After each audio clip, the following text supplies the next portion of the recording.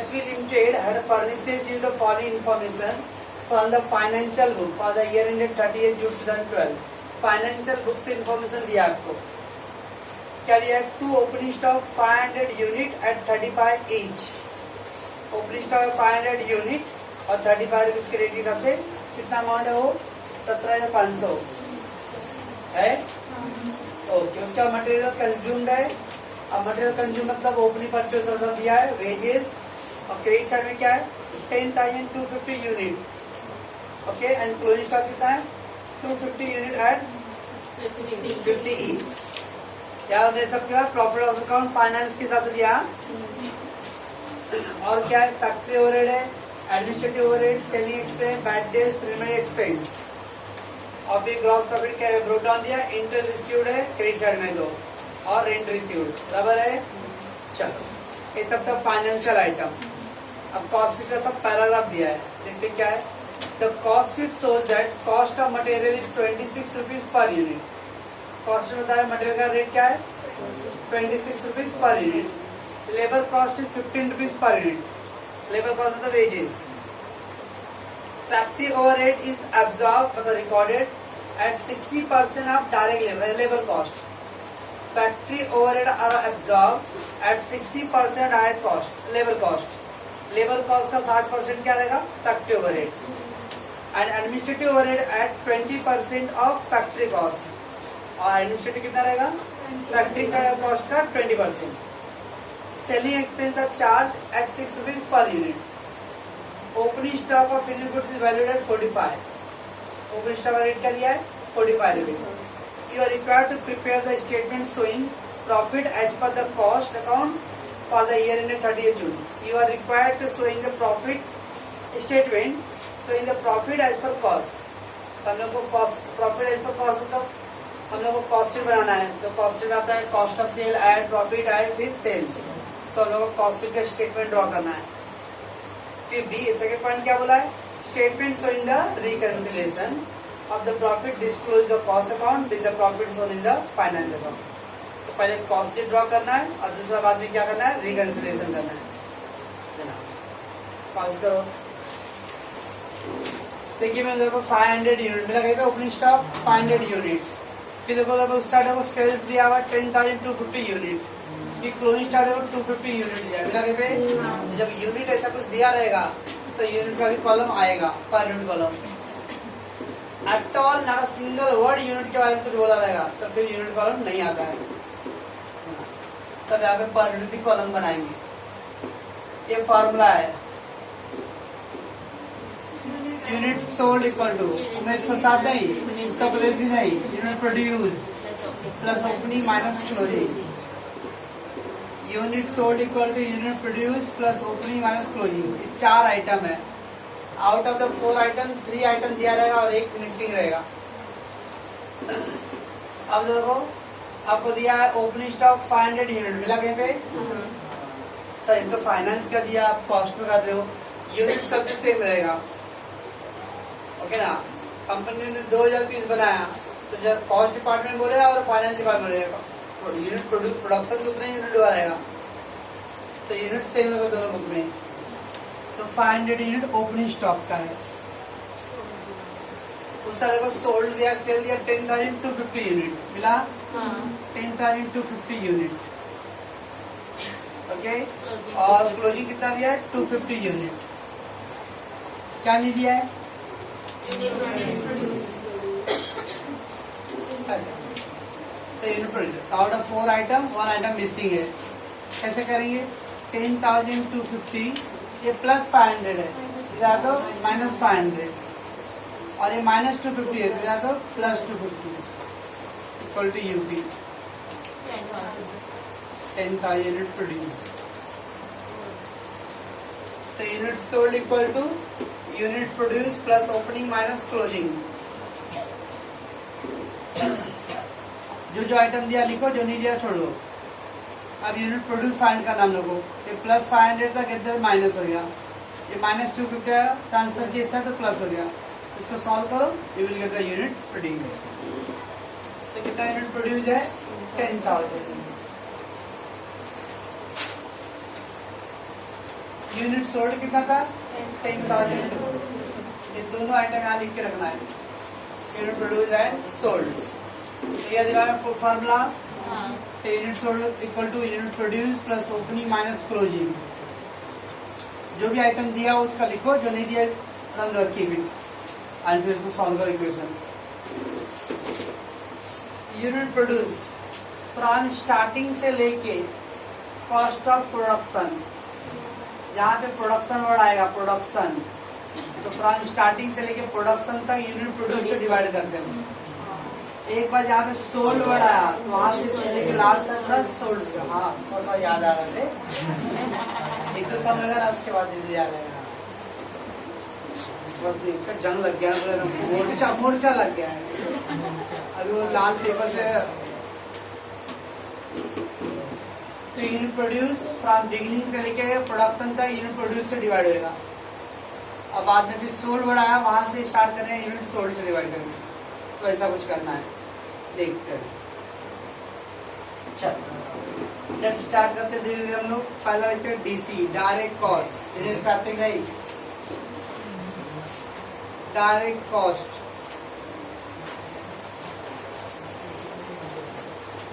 उसमें पहला आता है रॉ डायरेक्ट मटेरियल। फर्स्ट है डायरेक्ट मटेरियल, ब्रैकेट में लिखते हैं raw material consume, raw material consume. अब नॉर्मली रॉ मटेरियल कंज्यूम मतलब 5 आइटम है, कौन सा पूजा 5 आइटम बोल दे तो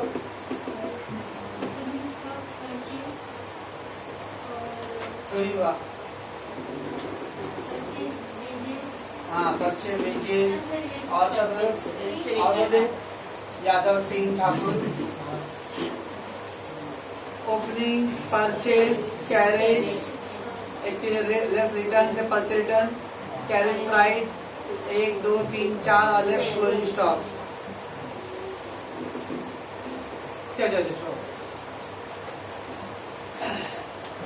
सब में देखो जो वर्ड बोला था कॉस्ट शीट का पैराग्राफ में, the cost sheet so the cost of material, cost of material 26 rupees per unit. मिला पे कॉस्ट शीट के रिकॉर्ड में तो दिया है 26 रुपीज पर पैराग्राफ में।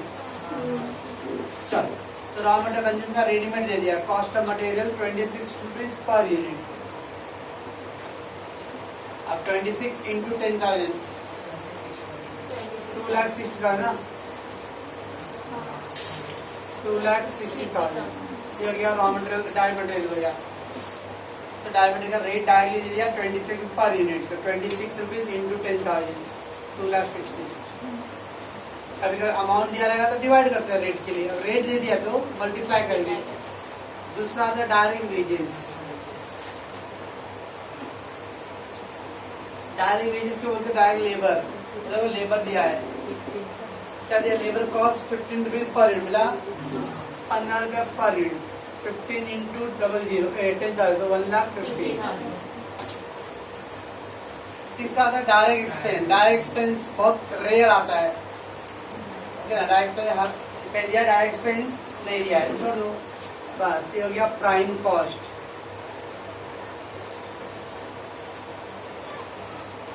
तो this is called prime cost 4,10,000।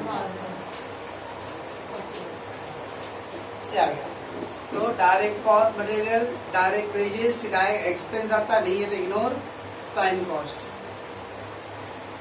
तो उसके बाद इनडायरेक्ट कॉस्ट। इनडायरेक्ट कॉस्ट उसमें first add factory overhead. Factory overhead, factory overhead क्या बोलते हैं हम लोग, वर्क ओवरहेड। वर्क ओवरहेड या फैक्ट्री ओवरहेड सेम है, कुछ वर्ड बोला है देखो। जब factory overhead are absorb 60% of labour cost, labour cost का 60%। क्या देखो लेबर कॉस्ट कितना है 1 लाख, लेबर कॉस्ट मतलब वेजेस 1,50,000, उसका 60% 90,000 डिवाइड बाय 10,000 9 रुपीज। ये दोनों में रेट दिया था तो मल्टीप्लाई किए, और अमाउंट दिया तो डिवाइड कर दिया। ये आ गया फैक्ट्री ओवरहेड। इसमें WIP सब कुछ भी दिया नहीं है, तो ऐड कर लेते हैं 5 लाख।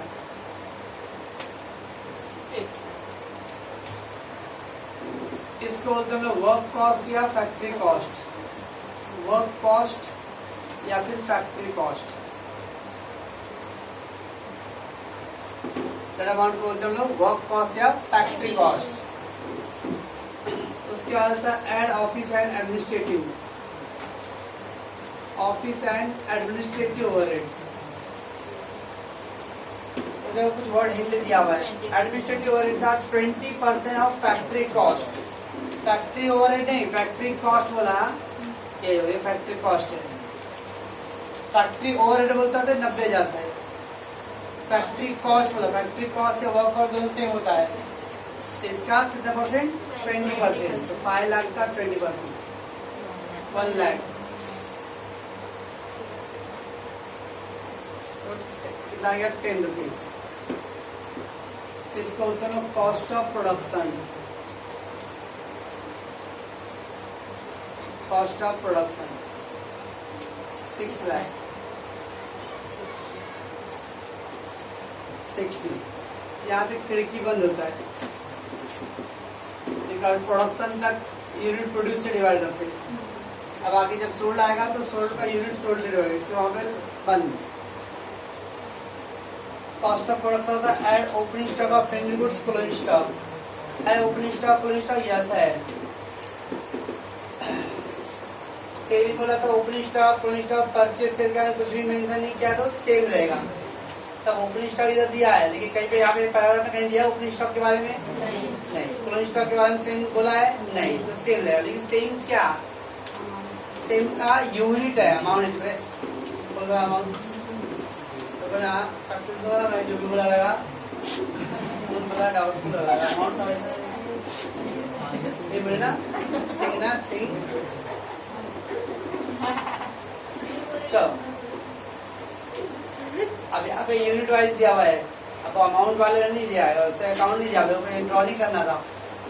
ये सब जो पहला तो सब के उसमें डायरेक्ट अकाउंट दिया था उधर, अब यहाँ कॉस्ट से ड्रॉ करना है तो यूनिट दिया था यूनिट के लिए। चलो ओपनिंग स्टॉक कितना यूनिट दिया? 500 यूनिट दिया। तो ऐड ओपनिंग स्टॉक ओपनिंग सुने था पहले, अब 500 यूनिट दिया है। देखो जब ओपनिंग पैराग्राफ में ओपनिंग स्टॉक का वैल्यू के बारे में कुछ बोला है। ओपनिंग स्टॉक का वैल्यू 45 मिला। अगर ये रेट 45 नहीं देता ना तो फिर हम लोग यही रेट लेते 35। ओके, अगर वो रेट दिया है ना 45 तो जो रेट लेंगे, नहीं दिया होता तो हम लोग ये 500 यूनिट और 35 का रेट ले लेते। लेकिन जब रेट दिया है तो रेट पे चलना पड़ेगा। तो 500 यूनिट है और 45 का रेट है 20 to 500। यहाँ अभी कुछ लिखना नहीं है। Less closing stock, closing stock of finished goods कितना यूनिट है? 250 यूनिट। पहले यूनिट ले लो। अब यहाँ पर कहीं वैल्यू बोला क्लोजिंग स्टॉक के बारे में नहीं बोला, तो क्या करेंगे? 50 ले लेंगे। रॉन्ग। कॉस्ट शीट में क्लोजिंग स्टॉक का रूल होता है, कॉस्ट शीट में क्लोजिंग स्टॉक का वैल्यू बारे में कुछ भी मेंशन नहीं किया जाता है। तो कॉस्ट ऑफ प्रोडक्शन से जो खिड़की बंद है ना वो रेट लेने हैं। कॉस्ट शीट में क्लोजिंग स्टॉक का रेट के बारे में कुछ भी अगर मेंशन नहीं किया रहेगा, अगर ओपनिंग के बारे में नहीं मेंशन किया तो ओपनिंग वाला वो रेट ले लो 35। तो ये क्लोजिंग स्टॉक के बारे में मेंशन नहीं किया रहेगा। Unless otherwise specifically mention you will take the cost of production per unit. कुछ मेंशन नहीं किया था क्लोजिंग स्टॉक का रेट के बारे में, तो कॉस्ट ऑफ प्रोडक्शन का जो आता है रेट, खिड़की बंद वाला रेट, वो रेट अप्लाई करने हैं। आज जाके कहीं फुर्सत मिले ना 1 मिनट तो कॉस्ट शीट का 3 दिन देखना, देखना आकर देख मैं क्या करूँ, मेरे को तो आता है मैं करूँगा। तो 60 रुपीज 15,000 बस। इसको वर्ड बोलते हैं लोग कॉस्ट ऑफ गुड्स सोल्ड। हाँ हो रहा है यार, तुम अलग ही दुनिया में चले जाएंगे। 6,07,500 बराबर। हाँ 6,07,500। चलो अब सोल्ड वर्ड आया, पहली बार सोल्ड आ गया तब यूनिट सोल्ड से डिवाइड करें। 10,250 से इसको डिवाइड करो 10,250. 6,37,000. हाँ 59.27. 27. कौन 6 कॉस्ट ऑफ गुड सोल्ड को 6,07,500 को यूनिट सोल्ड से अब डिवाइड करना है। अभी तक किससे डिवाइड करते आगे? Unit produce. स्टार्टिंग से लेके प्रोडक्शन का यूनिट प्रोड्यूस से डिवाइड करने हैं। उसका ये ओपनिंग क्लोजिंग स्टॉक है, कुछ नहीं करते। क्या हो रहा है? जब कॉस्ट शीट का चार्ट हम भेजा हो तो देखिए नहीं तो क्या करेंगे दीदी? देखिए ना, अच्छी बात है, देखिए अटेंशन के लिए आप जो नहीं देखिए जो देखिए सब बात बराबर ही पड़ रहा है। चलिए अब और धीरे धीरे बात बराबर पड़ेगा। Cost of good sold add selling and distribution overheads.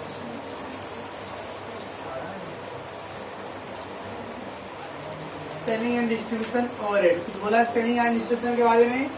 या देखो तो पैराग्राफ में selling expense are charge 6 rupees per unit. मिला भी नहीं रहेगा। चलो बस पूरा ट्रिप लेगा 2-3 फॉर्म करके इसमें कॉस्ट शीट का भी था वो लोग का, वो 4-5 लोग का थोड़ा सा इस बार देख लेंगे भाई। दर्शन तो जाए विद्या माता बस। सेलिंग एक्सपेंस 6 रुपए पर यूनिट है, 6 रुपए पर यूनिट है इंटू 10,250 61,500। अब सोल्ड वर्ड के बाद से यूनिट सोल्ड वाले वर्ड से डिवाइड करना, मल्टीप्लाई करना है बस। इसको वर्ड बोलते हैं कॉस्ट ऑफ सेल। ये मार्केट उसमें आ रहेगा कॉस्ट ऑफ सेल। कितना आ गया ये? 6,68,69 और ये 65.27। चलो कॉस्ट ऑफ सेल आ गया। एड प्रॉफिट तो आपका ये अच्छा लगा था। अब कहीं सेल्स के बारे में कुछ दिया है तो पैराग्राफ में कहीं सेल्स के बारे में दिया है? कहीं नहीं दिया। जब नहीं दिया तो वो दोनों में सेम रहेगा। सेम रहेगा तो देखो दिया है कितना? 7,70,500 दिया है। परचेज सेल के बारे में कुछ मेंशन नहीं है तो कम से कम रखेंगे। तो 10,250 का सेल्स का अमाउंट कितना है? 7,17,500। पैराग्राफ में नहीं दिया था ना सेल के बारे में। जब नहीं दिया है तो दोनों से करना, कुछ वैल्यू दिया ही नहीं। 7,17,500 इसको डिवाइड करो फिर उससे 10,250 से।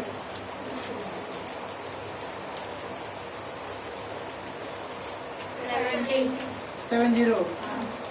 चलो अब ये अमाउंट मालूम है और ऊपर कॉस्ट मालूम है तो दोनों को माइनस करके आएगा ना ये वाला 48,500।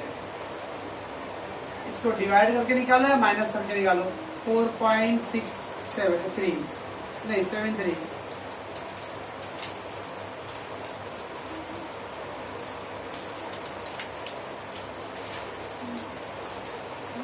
क्या धन्यवाद।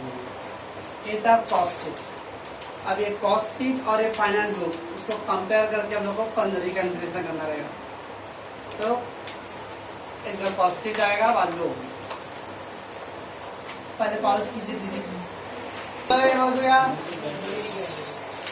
अब अपने कॉस्ट शीट है और उधर फाइनेंस है, दोनों है। अब कॉस्ट शीट के हिसाब से प्रॉफिट कितना है? 48,500 और फाइनेंस के हिसाब से देखो 48,000 दिया है। दोनों अपने अवेलेबल है। अब कॉस्ट से स्टार्ट कर रहे हैं फाइनेंस से।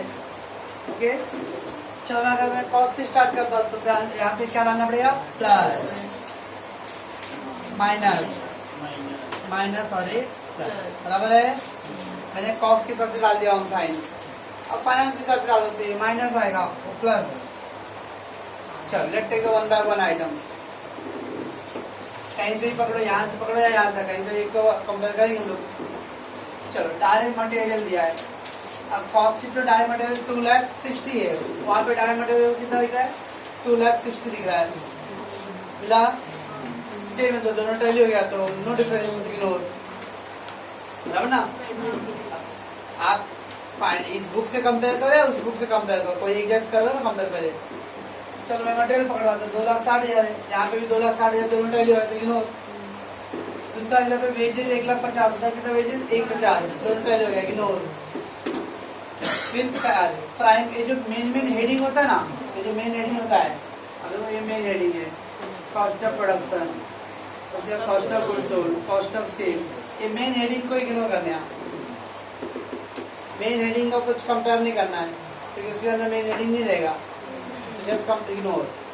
चलो उसका फैक्ट्री ओवरहेड 90,000, बाद में फैक्ट्री ओवरहेड 94 से कोई डिफरेंस है। Factory overhead expense, factory overhead cost में है 90,000 और फाइनेंस के बुक में 94,750, 4750 माइनस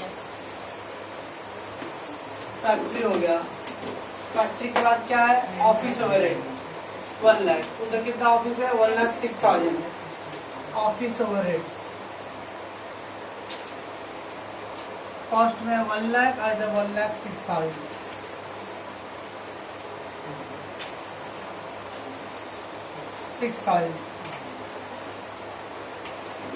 उसका ओपनिंग स्टॉक 22,500 है, इधर ओपनिंग स्टॉक कितना है? 17,500 है, फर्क है। ओपनिंग स्टॉक क्या? Income expense, expense opening stock. इधर कॉस्ट शीट में 22,500, फाइनेंस में 17,500, 5,000। F1 W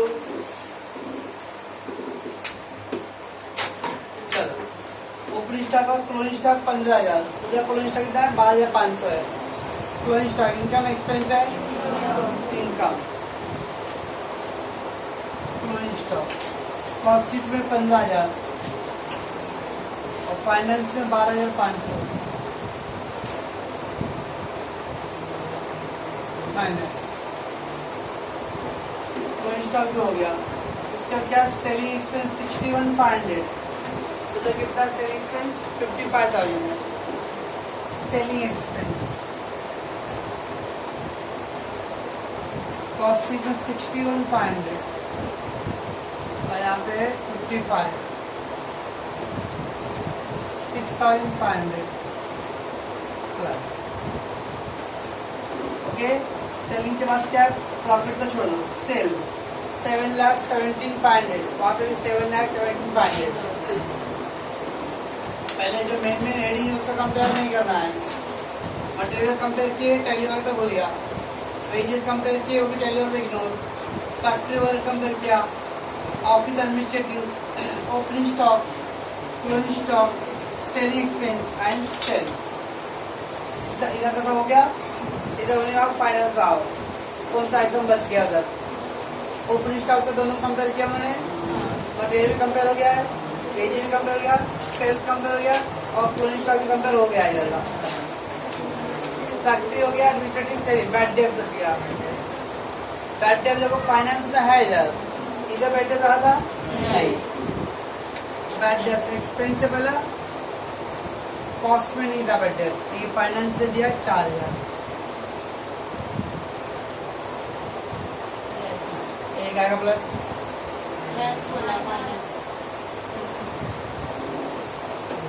premium expense 5,000। अब प्रीमियम एक्सपेंस अगेन फाइनेंस में दिख रहा है, कॉस्ट में नहीं दिख रहा है।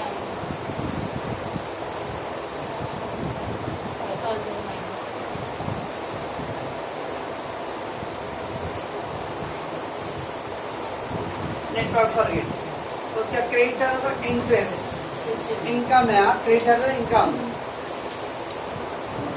इंटरेस्ट। फाइनेंस में कॉस्ट में नहीं था, 250। रेंट रिसीव्ड इनकम, कॉस्ट में नहीं है, फाइनेंस में 10,000। तो कॉस्ट शीट ड्रॉ करने के बाद कॉस्ट शीट फाइनल का कंपेयर करो पहले, और जो कंपेयर हो रहा है वो करो। उसके बाद फिर देखो कि फाइनल में क्या क्या आइटम बच गया है उसका पे डालो बस। अब क्या क्या है पे जो भी प्लस है सब ऐड करेंगे, माइनस को डिस्टेंस। अब हमने जो साइन डाला किसकी सब डाला था?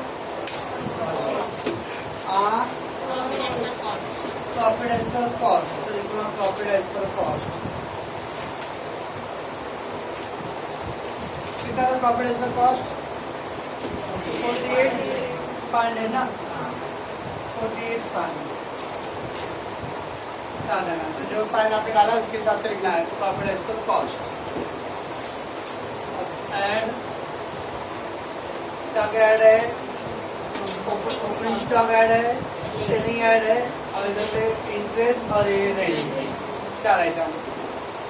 चलो पहला ओपनिंग स्टॉक, कॉस्ट भी ज्यादा है, चलिए over valued in cost. Opening stock over valued in cost, amount है 5000। फिर क्या है? Selling expense, selling expense over absorb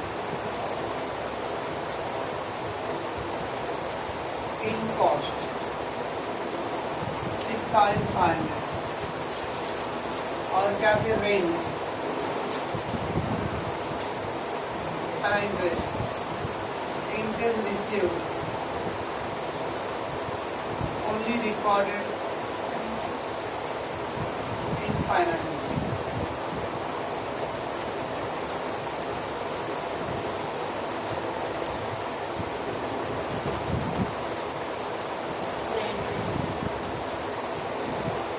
Rent received only recorded in finance।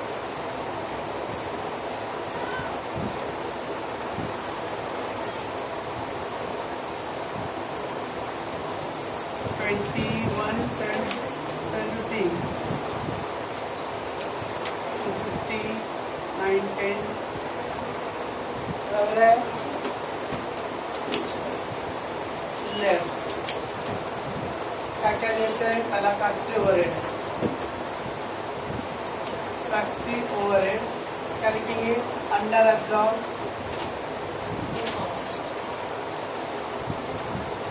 In cost 4750। फिर क्या है? ऑफिस,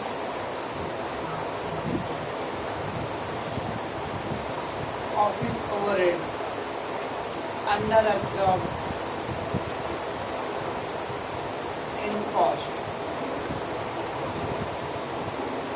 इसका था bad debts only recorded in finance.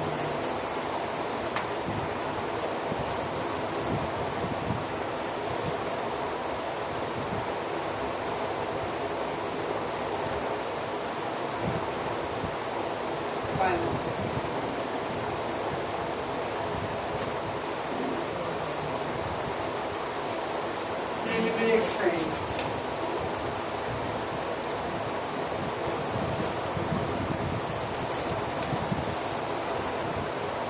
only recorded in finance। Amount double 5000।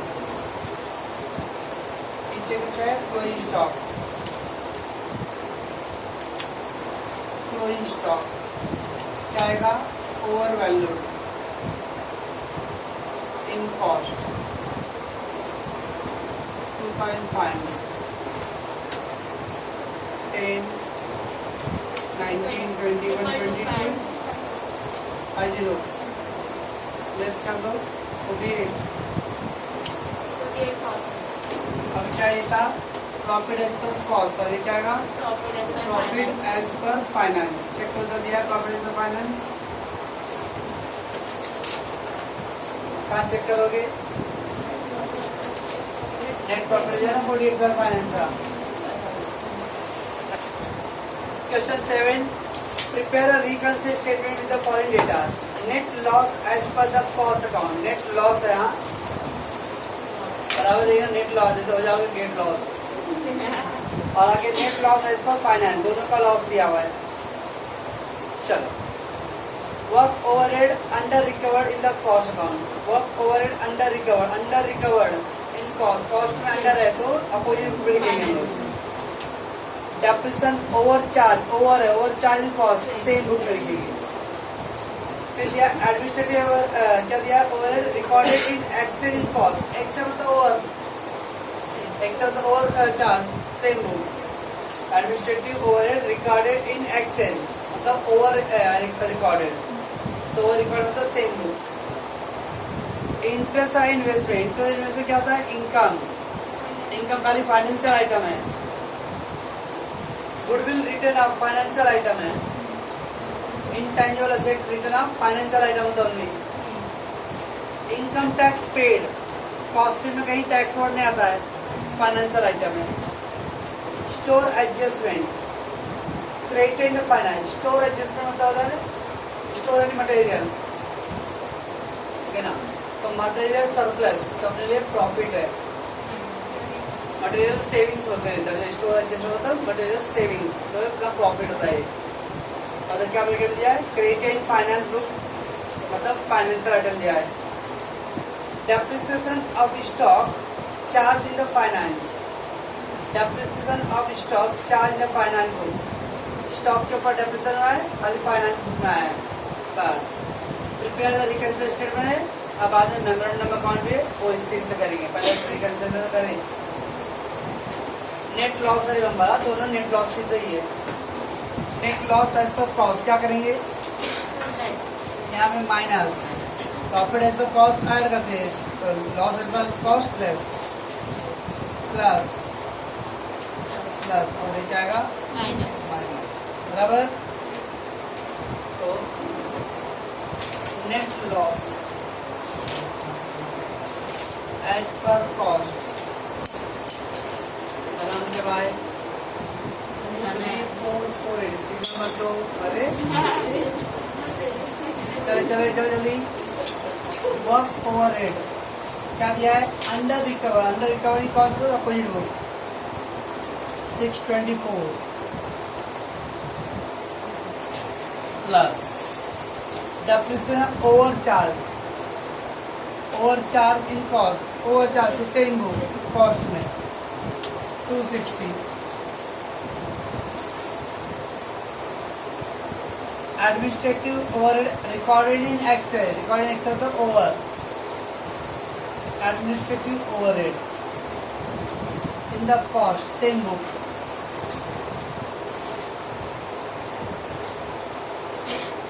Administrative overhead recorded in excel मतलब over recorded तो same book. Interest और investment income,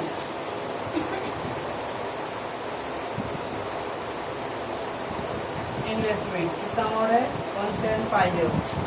investment income हमेशा खाली फाइनेंस में आता है। Goodwill return of, income expense goodwill return of और दिया फाइनेंस में record only 1140। Income tax paid मतलब एक्सपेंस, अगेन खाली फाइनेंस में कितना 8060।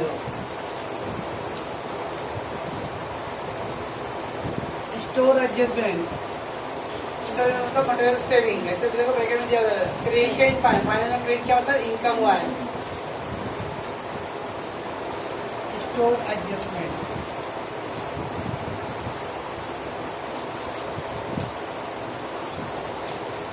and depreciation on stock क्या दिया है, charge in finance book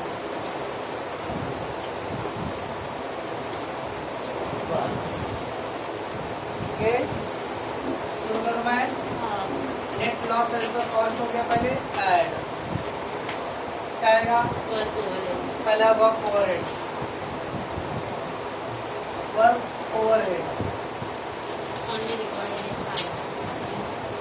only recorded in finance का अमाउंट है 624. कितना हुआ है? कौन सा बोले? 517. तो नेट लॉस है, इस पर कॉस्ट से स्टार्ट किया था. अब क्या करना है, सारे प्लस वाले पॉइंट. क्या क्या प्लस वाला था? पहला फैक्ट्री ओवरहेड है. Factory overhead only recorded in finance. फिर कहाँ पे प्लस था? गुडविल रिटर्न ऑफ, इधर देखो डैश किया हो मतलब only. Goodwill return of only recorded in finance. Income tax का भी same word, only recorded in finance. और डेप्रिसिएशन भी इधर वर्ड भी बोला भी है, फाइनेंस ओनली, फाइनेंशियल आइटम है. टोटल लेस क्या क्या है? डेप्रिसिएशन का दिया हुआ है. क्या वर्ड दिया था डेप्रिसिएशन का? डेप्रिसिएशन दिया over charge in the cost. Over charge in the cost. Administrative का वर्ड क्या दिया था? Recorded in excess in the cost. Recorded in excess in the cost. And interest and investment, और ये क्या है? ओनली फाइनेंशियल आइटम था, only recorded in finance. The total ये आ गया. लॉस से स्टार्ट किया हो, प्लस में आंसर आ रहा है तो लॉस रहेगा. प्रॉफिट का लॉस, लॉस का प्रॉफिट कब करना है? जब आपका आंसर माइनस में आएगा तो माइनस में आता है आंसर. ऊपर लॉस था, ये क्या था? प्रॉफिट. ऊपर प्रॉफिट था, ये क्या था? लॉस. देखिए अगर आंसर प्लस में आ रहा है तो ऊपर जो रहेगा वर्ड लॉस, तो नीचे भी लॉस. ऊपर प्रॉफिट तो नीचे भी क्या रहेगा? प्रॉफिट.